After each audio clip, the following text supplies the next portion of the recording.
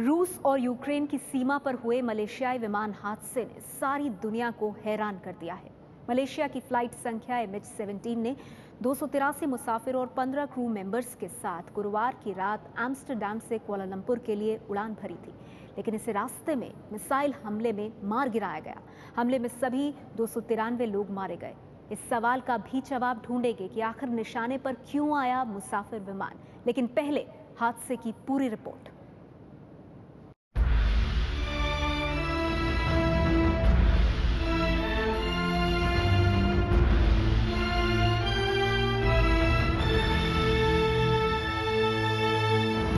ना कोई मुसाफिर बचा, ना कोई उम्मीद। हर तरफ तबाही, सन्नाटा और बिखरा हुआ मलबा। ये महज एक हादसा नहीं है, इंसानियत के खिलाफ एक ऐसा अपराध है जिसने चंद पलों में 298 जानें निगल ली। ये मलबा है मलेशिया एयरलाइंस के बोइंग 777 विमान का, जो गुरुवार को एक हमले का शिकार हो गया। मलेशिया की फ्लाइट संख्या MH17 में क्या और कैसे हुआ ये बताएंगे, लेकिन इससे पहले देखिए इस विमान के मुसाफिरों की आखिरी तस्वीरें। मोहम्मद अली मोहम्मद सलीम के मोबाइल फोन पर रिकॉर्ड ये महज 14 सेकंड का वीडियो है। मलेशियाई विमान के मुसाफिर अपना सामान रख रहे हैं। एम्स्टर्डम के एयरपोर्ट पर खड़ा है विमान और वहां के समय के मुताबिक रात के करीब 12:15 बज रहे हैं।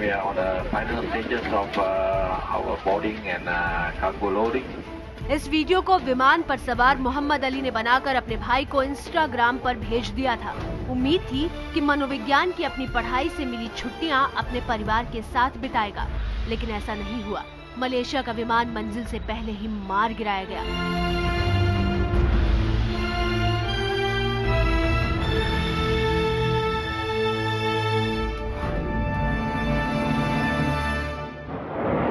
ये सब कुछ सिर्फ 12 सेकंड में हो गया। एक धमाका हुआ और विमान जमीन पर। इस खौफनाक 12 सेकंड की कहानी दहशत से भरी हुई है, लेकिन पहले देखिए कि क्या हुआ। रात 12:15 पर मलेशियाई विमान ने एम्स्टर्डम से उड़ान भरी थी। विमान में 283 मुसाफिर सवार थे, साथ में थे 15 क्रू मेंबर्स। इसे करीब 6 घंटे लंबा सफर करना था। सब कुछ ठीक रहता तो सुबह करीब 6 बजे विमान कुआलालंपुर के एयरपोर्ट पर उतर जाता। MH17 ने रात 12:15 के सही वक्त पर उड़ान भरी। जर्मनी और पोलैंड होते हुए ये रूस की सीमा से सटे यूक्रेन के आसमान में जा पहुंचा। उस वक्त विमान की ऊंचाई थी करीब 33,000 फीट और वक्त हो रहा था 1:25। विमान का संपर्क टूट गया। अब तक मिली जानकारी के मुताबिक उस वक्त विमान पर मिसाइल से हमला हुआ था और विमान रूस यूक्रेन सीमा के डोनेस्क इलाके में गिरकर आग के गोले में तब्दील हो चुका था।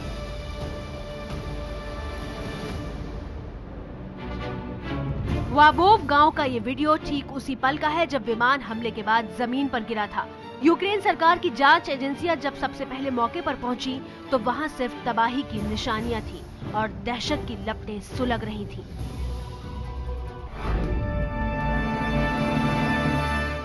₹33,000 फुट की ऊंचाई पर उड़ रहे विमान पर हमला कैसे किया गया होगा, इसका जवाब छिपा है इन खौफनाक हथियारों में, जिन्हें SA-11 गद्दाफी मिसाइलें भी कहा जाता है, जो जमीन से हवा में मार कर सकती हैं। यूक्रेन की जमीन से इन्हीं बक मिसाइलों से मलेशियाई विमान पर हमले का दावा किया जा रहा है। बक मिसाइलों से हमला। बक मिसाइलों को सोवियत यूनियन ने 1979 में बनाया था। मकसद था हवाई जहाजों, ड्रोन और मिसाइलों को हवा में मार गिराना।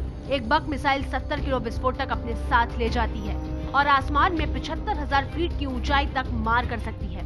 लक्ष्य तक की दूरी तय करने में बक मिसाइल को 10 से 15 सेकंड ही लगते हैं। मलेशियाई विमान तक महज 12 सेकंड में पहुंच गई होगी बक मिसाइल।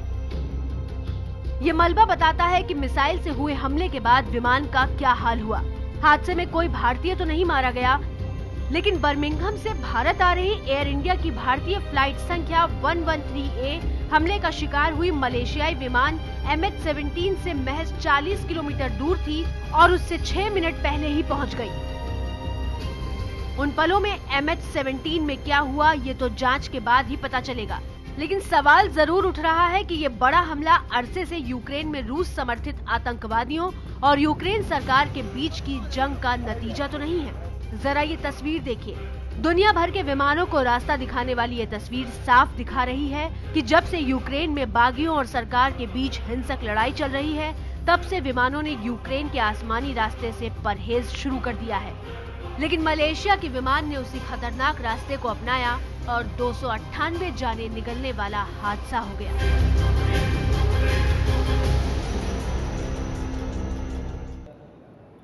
आखिर 33,000 फीट की ऊंचाई पर किसी विमान को मार गिराना इतना आसान भी नहीं है। यह हादसा उसी बड़ी तैयारी की याद दिलाता है जिसके बलबूते पर लादेन ने अमेरिका के ट्विन टावर्स गिराए थे। ऐसे में कयासों का दौर शुरू हो गया है कि आखिर कौन है उन 298 बेगुनाहों की मौत के जिम्मेदार जो मलेशियाई विमान पर हुए हमले में मारे गए।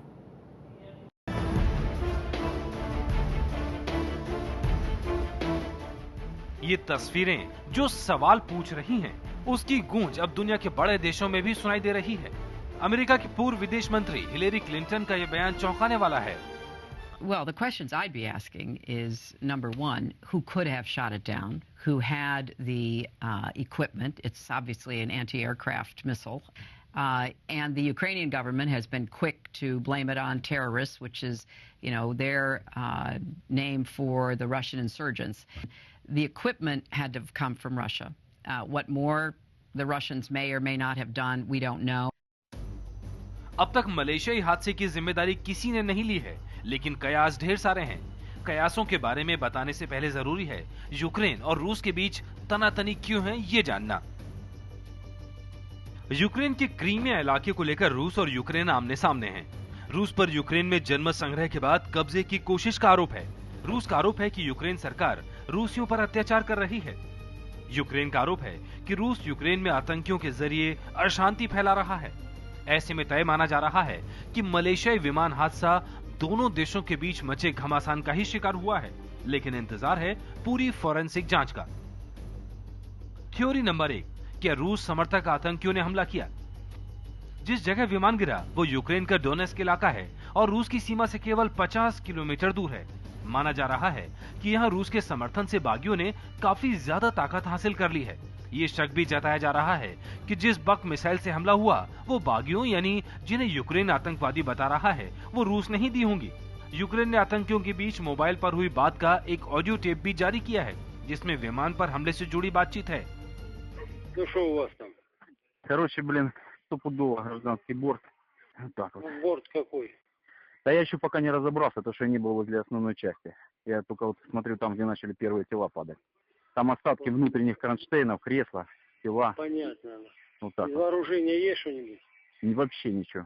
Гражданские вещи, медицинские ошметки, там полотенца такое, туалетная бумага. इसी बातचीत के आधार पर यूक्रेन ने दावा किया है कि मलेशियाई विमान पर हमला मिसाइल से हुआ और इसे उसकी सीमा में मौजूद आतंकियों ने अंजाम दिया। थ्योरी नंबर 2, क्या यूक्रेन ने कराया हमला? जिस वक्त हमला हुआ उस वक्त रूस के राष्ट्रपति व्लादिमीर पुतिन भी हवाई सफर पर थे और उसी रास्ते से होकर जर्मनी जा रहे थे। इंटरफैक्स न्यूज एजेंसी के मुताबिक मॉस्को के समय के मुताबिक यूक्रेन के डोनेस्क इलाके से मलेशियाई विमान 3:44 पर गुजरा था, जबकि बिल्कुल उसी तरह दिखने वाला राष्ट्रपति पुतिन का रूसी विमान 4:21 पर गुजरा था, यानी 37 मिनट बाद। रूस ने इस खबर को जारी करके ये साबित करने की कोशिश की है कि अगर मलेशियाई विमान की जगह राष्ट्रपति पुतिन निशाने पर थे तो ये काम रूस के समर्थन से यूक्रेन की नाक में दम करने वाले आतंकवादी क्यों करेंगे। माना जा रहा है कि रूस ये भी इशारा करने की कोशिश कर रहा है कि रूस यूक्रेन का दुश्मन है और ऐसे में यूक्रेन ने राष्ट्रपति पुतिन पर हमला करने की कोशिश में मलेशियाई विमान को निशाना बना लिया। जिस हादसे ने 298 जाने निकलनी उसकी जांच शुरू हो गई है। अब तक मिली खबरों के मुताबिक विमान का ब्लैक बॉक्स यूक्रेन में बागियों के हाथ आ गया है। अमेरिकी अखबारों के मुताबिक इसे रूस पहुंचाने की कोशिश की जा सकती है। 298 लोगों की जान चली गई, कम नहीं होता ये आंकड़ा। मलेशियाई विमान हादसे से जैसे जैसे पर्दा उठ रहा है, दर्द की ऐसी कहानियां सामने आ रही हैं कि कलेजा मुंह को आ जाए। कुछ को किस्मत मौत के मुंह में ले गई तो कुछ को जिंदगी ने जाने नहीं दिया। ये खौफनाक हादसा पल भर में 298 जाने निगल गया, जिसमें 283 मुसाफिर थे और 15 क्रू मेंबर्स। कोई नहीं लौटा और ना ही अब लौटेगा। कुल 298 मौतें, 80 बच्चे मारे गए। ये जानकर आपका कलेजा मुंह को आ जाएगा। इस विमान में 80 बच्चे भी सवार थे जो अब कभी नहीं लौटेंगे। ये उनमें से कुछ की तस्वीरें हैं। ऑस्ट्रेलिया के वो 28 लोग भी मारे गए जो एक कॉन्फ्रेंस में एक साथ हिस्सा लेने जा रहे थे। कहते हैं मौत खींच ले जाती है, लेकिन किस्मत की लकीरों ने कुछ लोगों की राह भी रोक ली। ये तस्वीर है भारतीय मूल सांजित सिंह की। ड्यूटी के मुताबिक सांजित को भी फ्लाइट नंबर MH17 में बतौर क्रू मेंबर जाना था, लेकिन उन्होंने एक दूसरे क्रू मेंबर से ड्यूटी बदल ली और फ्लाइट में नहीं गए। एक विमान हादसे में सांजित की पत्नी भी ड्यूटी बदलने की वजह से बची हैं। जरा ये वीडियो भी देखिए। ये है बेरी सिम जो अपने परिवार के साथ मलेशिया एयरलाइन के उसी विमान से एम्स्टर्डम से कुआलालंपुर जा रहे थे जो हादसे का शिकार हुआ। ये परिवार खुशकिस्मत रहा क्योंकि इनकी फ्लाइट मिस हो गई थी। Yeah, I was going to change my flight to be on Malaysia Airlines. We couldn't get both on the flight this morning, so we changed it to the KLM one. Flight miss होने के बाद SIM का परिवार दूसरे विमान से Kuala Lumpur रवाना हुआ। तो आपने देखा किस तरह से मलेशियाई विमान मिसाइल अटैक का हुआ शिकार, और अब सबसे बड़ा सवाल ये उठ रहा है कि इस भयंकर हादसे का जिम्मेदार कौन है।